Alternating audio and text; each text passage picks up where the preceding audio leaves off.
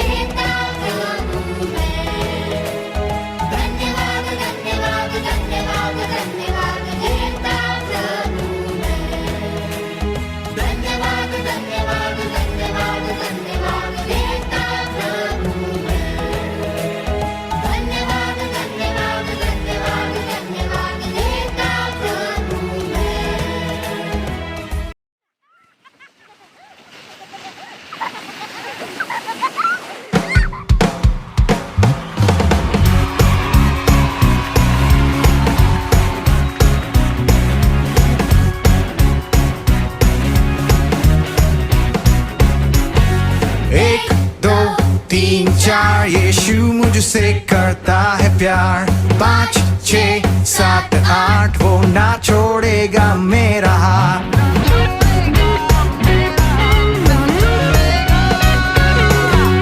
1 2 3 4 यीशु मुझसे करता है प्यार। 5 6 7 8 वो ना छोड़ेगा मेरा हाथ। तो गाए होज़ैना, यीशु है मेरा राजा। तो गाए होज़ैना, चाहे बजे 9 10 11 12।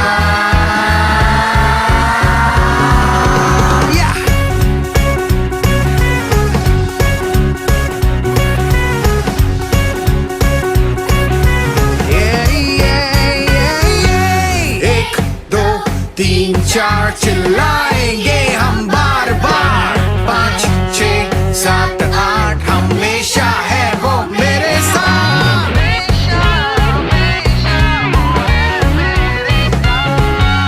1 2 3 4 चिल्लाएंगे हम बार बार।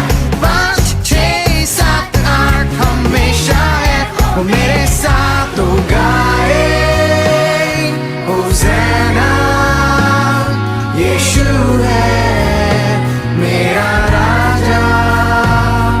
तो गाए होज़ैना, चाहे बजे 9 10 11 12। Jesus is the only name that's above every other name. Yesterday, today, and forever the same. Jesus is the only name. Jesus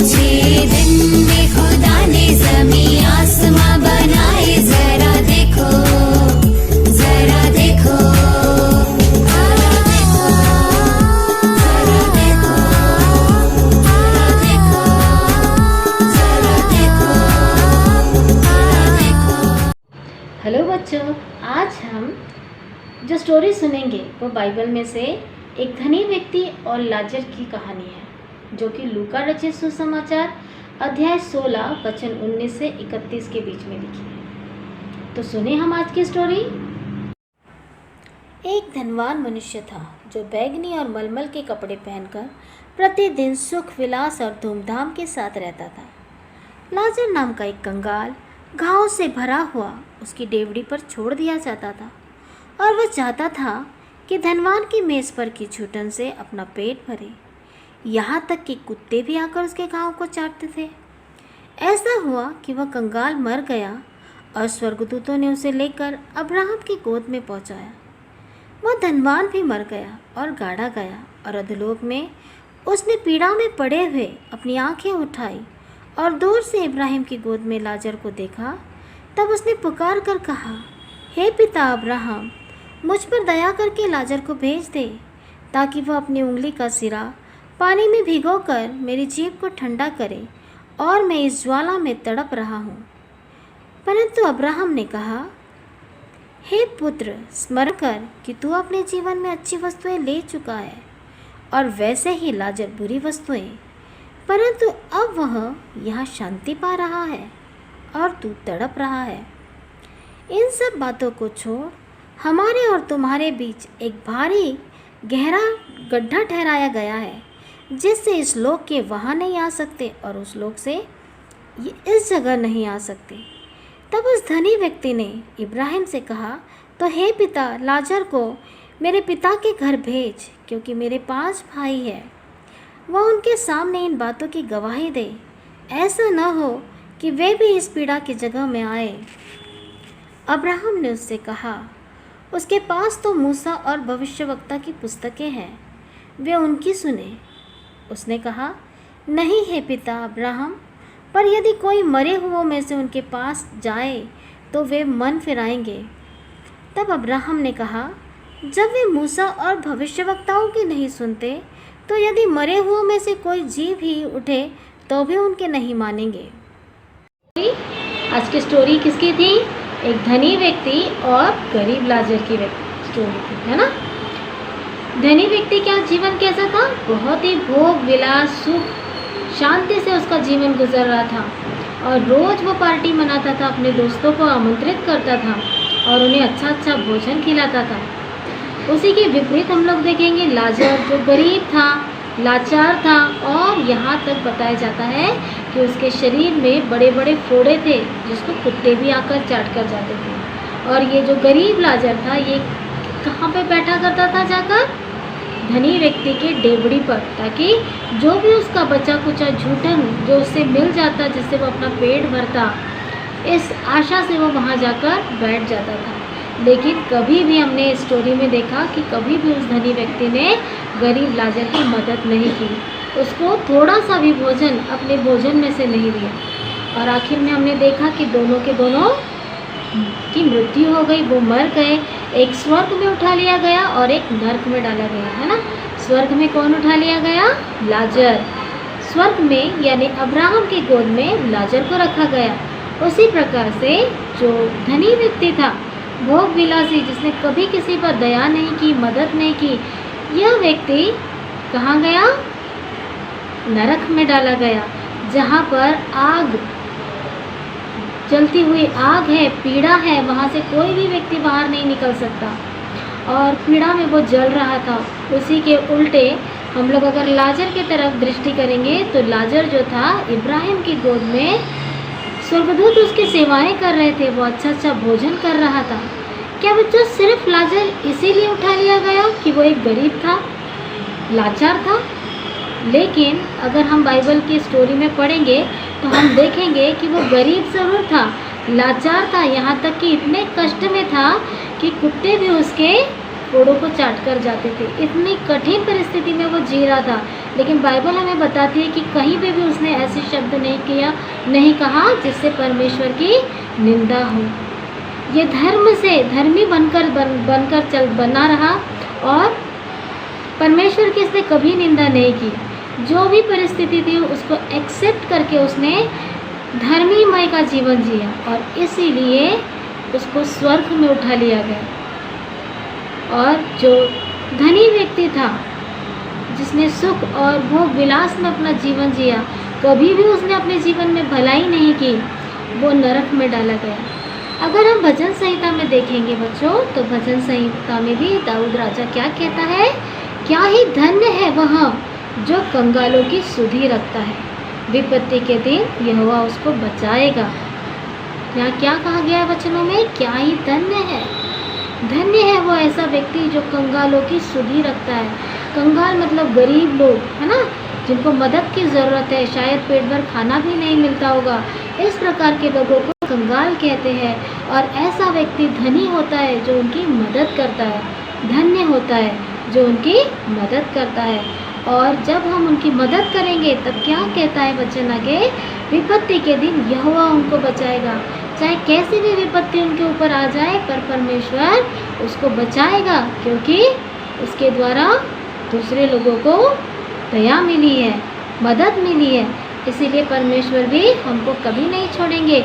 अगर हमारे अंदर हम दयालुपन की भावना रखेंगे, दूसरों की हम मदद करेंगे बच्चों। और आगे वचन क्या कहता है, यहोवा उसकी रक्षा करके उसको जीवित रखेगा और वह पृथ्वी पर भाग्यवान होगा।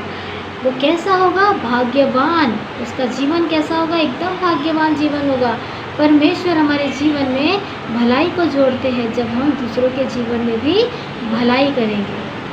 तो बच्चों, कैसे लगी आज की स्टोरी आपको?